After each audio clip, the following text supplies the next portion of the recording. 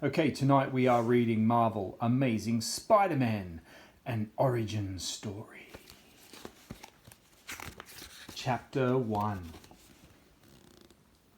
It's no fun having no friends. Peter Parker knew all about that. He hadn't had a real friend since he'd started school. Maybe it was because he always got the best grades in class. Maybe it was because he wasn't very big or strong or handsome. It made him sad sometimes, but his life wasn't all bad. For one thing, he really did love school, especially science. And Peter loved cameras. He loved taking photographs, and as with science, he was good at it. Most of all, he had his Uncle Ben and Aunt May. Peter lived with his aunt and uncle. They had raised him since he was a baby. They gave him all the love any child could ever want or need. They were his favourite people in the world, and he thought they were just perfect. His home in Queens, New York was small, but it was clean and neat and comfortable. Peter loved everything about it. Which was good, since school was so hard. No one wanted to talk to him in class, and he had no one to sit with at lunch. Most of the day he was ignored, but it was even worse when he wasn't. Some of the boys who played on the football team liked to push him around, and they were all much bigger and stronger than Peter. That there was nothing he could do about it. It was hard, but Peter had science and photography, and most of all, he had his family. And he had a trip to the science hall to look forward to. He couldn't wait. Chapter 2. The science hall was one of Peter's favourite places in the world. An entire building full of people just like him, people who loved science. Everywhere he looked, there were exciting lab tests and experiments going on. He couldn't get enough of the place. No one else in his class felt the same way. Peter had been so unhappy to learn about the new exhibit at the hall. It was about radioactivity, and Peter was so excited he did something he didn't do very often. He went out of his way to talk to his classmates. Peter was sure that even people not interested in science would want to go if they heard. "Are you kidding? I don't think so. Radio what?" No one wanted to go, so as usual, Peter went by himself. And now, Peter heard one of the scientists saying, "For a demonstration of how we can control radioactive rays in the laboratory." Peter jostled for position. He had to see this. He knew if something was radioactive, it meant its atoms were unstable. Atoms were much, much too small to see, and everything in the entire universe was made up of them. The idea of something that important being both small and dangerously unstable, Peter was all over that. And As Peter tried to push closer to get a better view, he felt something on his hand. Without thinking, he tried to shake it off. Ow! Peter didn't notice the people turning to look at him, annoyed at his interrupting the speaker. He was too busy looking at his own hand. It hurt. It hurt a lot. In fact, it felt like it was burning. But that wasn't the weirdest thing. There was a spider on his hand, a glowing spider. Peter gave a cry and shook the spider off. The spider had bitten him. He could see the puncture marks and his hand was starting to swell. Peter swayed. He felt strange. He was dizzy and his vision was blurry. Everything sounded strange too. Much too loud one moment and then almost silent the next. He had a nasty taste in his mouth. "Peter, are you all right?" Peter looked around. Some of the scientists were looking at him. They seemed worried. "I need some air," he mumbled. Peter stumbled outside. He hadn't realised how hot he was until he felt the crisp, refreshing air on his face. Suddenly, Peter started shaking. His legs felt like they wouldn't hold up much longer. But there was nowhere to sit. He stumbled forward, fighting for balance. Between his worries and how sick he felt, Peter didn't pay attention to where he was going, which is why he walked right into the street without looking. Oh no. Chapter 3. Peter didn't see the car zooming toward him.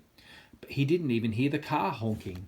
But just before the car would have hit him, Peter suddenly got the urge to jump. It was a strange thing to suddenly want to do, but the feeling was so powerful that Peter had no choice. Peter jumped. He jumped higher than he had ever jumped before, higher than he had ever seen anyone jump in his whole life. He bounded into the air above the rushing car. It passed under him, whooshing under beneath his feet. The whole thing happened so fast he hardly even had time to draw a breath. How did I do that? He thought. I didn't even know that car was coming. That was when he looked down. Peter was clinging to the side of a building. This was impossible. He shook his head, wondering if he were dreaming. He looked down again. He was still 3 meters off the ground, stuck to the side of the building, without even trying. Still feeling like he was in a dream, Peter began to climb. He went up the side of the building as easily as he'd walked to the kitchen that morning. It seemed as though his hands were just stuck to the bricks of the building, but they weren't sticky. They came right off, without feeling like there was any glue on them. In seconds, Peter was at the top of the building. He grabbed a steel drain pipe and, without even meaning to, crushed it as though it were a paper cup. How is this happening? Peter wondered. Peter looked out over the city. Well, he said, at least I'm feeling better now. I guess that's spider bite. And that's when he knew. The spider. The glowing spider. It has to be the spider bite, Peter thought. Somehow, when it bit me, it transferred its powers to me. Peter laughed. That wasn't really possible, was it? He couldn't deny that he'd climbed the wall like a spider. He jumped like a spider, and there was no way he'd have been able to even dent steel yesterday, much less crush it. Spiders were known to be remarkably strong for their size, he thought. You're a scientist. Run an experiment. Peter made sure no one was watching, then went over to a car parked nearby. He tried lifting it. He didn't think he'd be able to push an entire car over, but he didn't want to hurt someone's car either, just in case he was that strong. He was that strong.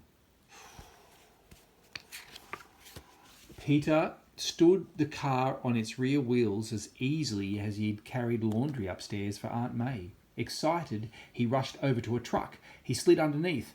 Ah, he said, thinking of how dirty his clothes were probably getting. Well, it was all in the name of science. Lying flat on the alley floor, Peter put his hands on the underside of the truck and pushed up. It was like lifting a pillow. I have the powers of a spider, he thought. It's impossible, and yet it's true. I'm a scientist, and I have to face the facts, no matter how amazing they seem. And, he thought, that's just the word for it, amazing. I have the powers of a spider. Chapter 4. Peter walked down the street in a daze. He was so confused by everything that had happened. He didn't even notice where he was walking. Hey! Someone yelled. Watch it, pal! Peter looked up. He was surprised to find himself in a crowd of people. He glanced around and saw that he was in front of a theatre.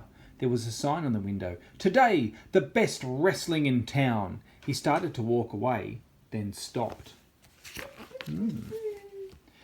There was another sign he hadn't noticed, and this one said $1,000 to the man who can stay in the ring 3 minutes with Crusher Hogan.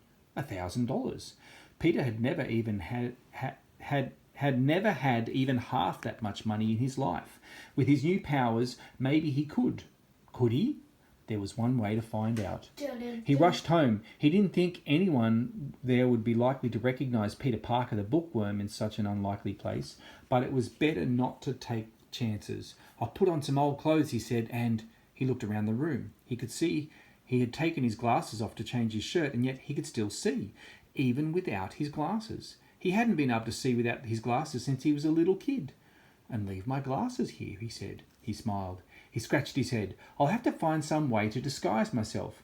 Peter grabbed an old bandana. He held it up to the light. It was so thin he could see through it. At least he could now that he had perfect vision. But with it tied around his face, there was no way anyone there would ever be able to tell who he really was. A few minutes later, Peter was standing near the wrestling ring. An enormous bald man was holding another man over his head, using just one arm. The crowd began to chant, Crusher! Crusher! Crusher! The bald man grinned. Then he slammed the other man down on the mat. The man was still and clearly unconscious. The crowd went wild. Crusher! Crusher! Crusher! They screamed. Well, I guess that's Crusher, Peter thought. I guess that's my opponent. Who's next? Crusher yelled. Where's my next victim?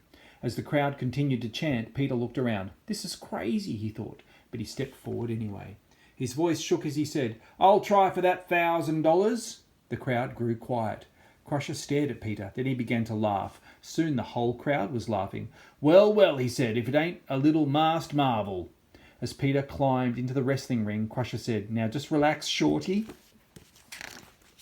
He cracked his knuckles. I'll try to make this as painless as possible. Crusher suddenly ran forward. Peter barely had time to think and fast before the big man was on him. Without even thinking, Peter leapt up in the air, putting his hands on top of Crusher's head. He leapfrogged over the wrestler. Peter landed and turned around. The move had surprised Crusher so much the man had tripped and fallen on his face. He got up slowly. He wasn't laughing anymore. Now he looked mad. Uh-oh, Peter thought. Crusher rushed towards Peter again. This time Peter slid underneath Crusher, between his feet. By the time Peter turned around to face the big man, the wrestler had already turned around himself. This time Crusher didn't run. He walked towards Peter. His arms were spread wide, cutting off Peter's escape. His eyes still on Crusher, Peter climbed onto the top of the wrestling rope. What are you going to do now? Crusher asked. If you leave the ring, you lose. No money for you. Crusher ran at Peter, his hands in front of him. He wants to push me off the rope and into the crowd, Peter thought. Ha! He's not trying to hurt me anymore. Now he just wants this to be over. Something occurred to Peter. He's afraid he can't win. That huge guy is afraid of me. As the wrestler grabbed for him, Peter started to the side, then kept going. He ran around the ring on the ropes as if they were nothing. Crusher tried to grab him, but Peter was too fast. The crowd had been cheering for Crusher, but many were now starting to root for Peter. Who is that kid? Peter heard someone say. He's amazing. Crusher was getting angrier by the second, but he didn't know what to do. Hey, shouted Peter, stop running, or are you too afraid to... Hey, he shouted to Peter. Stop running, or are you too afraid to face me? Not too afraid, Peter called back. Too smart. Peter stopped. But okay, he said. If you insist, we can do it your way. He jumped down to the middle of the ring. Crusher didn't move. He couldn't figure out what to do next.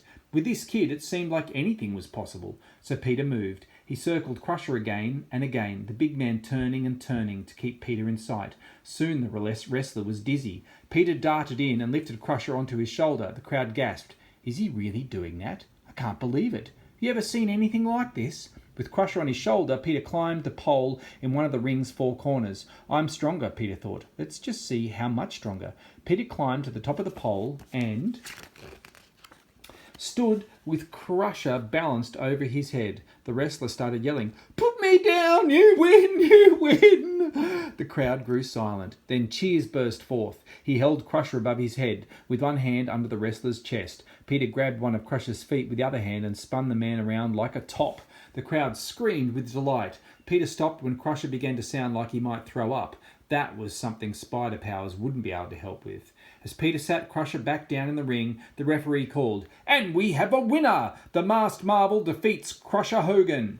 You're not human, Crusher said to Peter.